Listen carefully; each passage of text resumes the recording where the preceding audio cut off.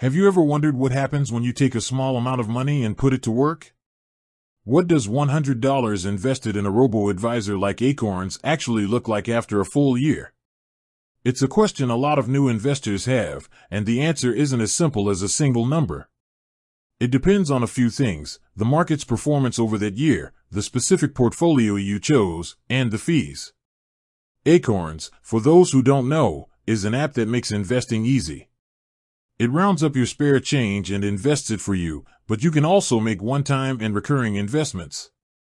So, let's say you started with a one-time, $100 investment on January 1st of a given year.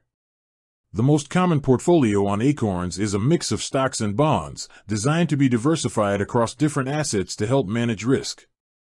The S&P 500, a key indicator of the stock market's health, has historically averaged an annual return of around 10% to 11% since its inception.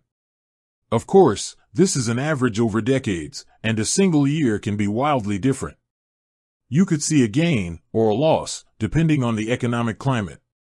If you had a good year, where the market saw a 7% to 8% return, your $100 could grow to around $107 or $108.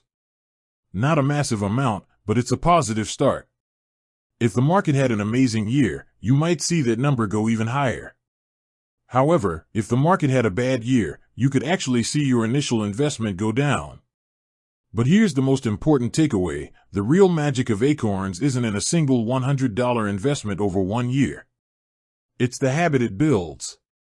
It's about consistently investing small amounts over a long period. That's how compounding works its wonder.